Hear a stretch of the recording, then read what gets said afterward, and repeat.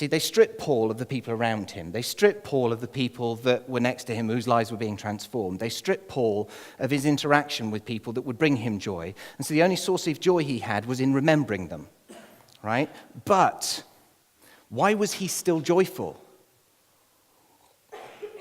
They could have killed those people. They could have taken them away from their families. They could have imprisoned them. They could have sent them all to the Colosseum. And to his, all intents and purposes, they may well have all ended up there. So what continued to bring him joy in spite of the fact that all these terrible things were going on around him and things seemed to be going worse and worse and worse and worse?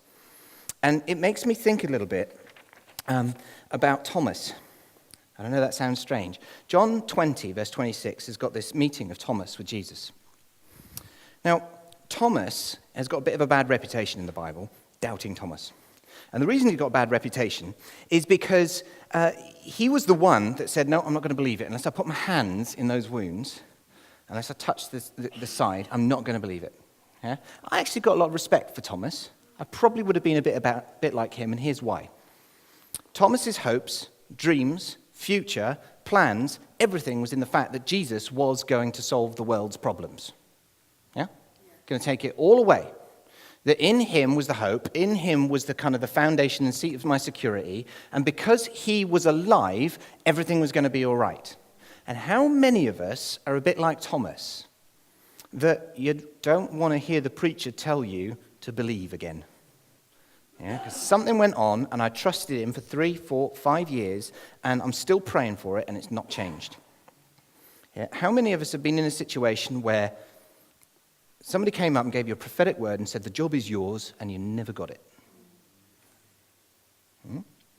Or just touch the screen and you'll be healed. The equivalent, just put the prayer request in and God will heal you. And somebody shook over you and prayed and nothing happened. And it was a huge disappointment to you. And although on the surface you went, oh, it's all right, don't worry, it's okay. You're walking away going, does God really love me? Does his word really work? Is there really power in the name of Jesus? Or is that just for the kids? Is there really hope in this? Or can it be taken away from me if the circumstances don't change and I have to endure this for too long? See, some people will come along to church and they don't want to hear the word, have a little bit more faith, because that just hurts. Just keep trying, because that just hurts. They don't want to believe anymore. I tried that. It didn't work, Gareth. And so you've talked this whole sermon about how wonderful belief is and how amazing Jesus transforms lives and everything else. But some of you are sitting there and you're thinking, yeah, but Gareth, you don't understand. You don't know what it's like to live in my shoes. And I don't know if I believe that anymore. I don't know if I can live by that. Maybe that's just for somebody who is super spiritual, a professional Christian, but I can't live by that sort of thing anymore. That's just too far out there. That's too far gone. What if my situation doesn't change? What if this doesn't go away? I'm tired of fighting it. I'm tired of having faith and holding on and waiting and waiting.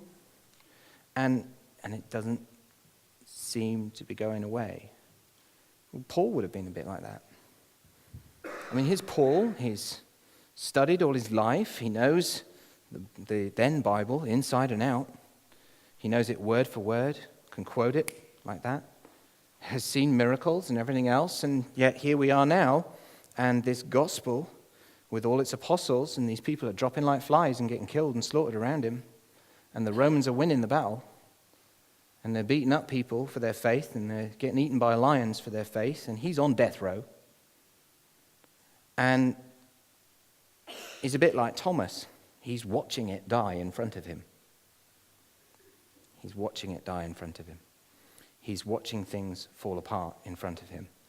He's writing to a small body of believers in the middle of a small town. And they were small to begin with, and they began in persecution, and they're still in persecution. We know that from reading later on in Philippians, we know that. And it's interesting that he writes this verse 6, for I am confident of this very thing. How can he be confident?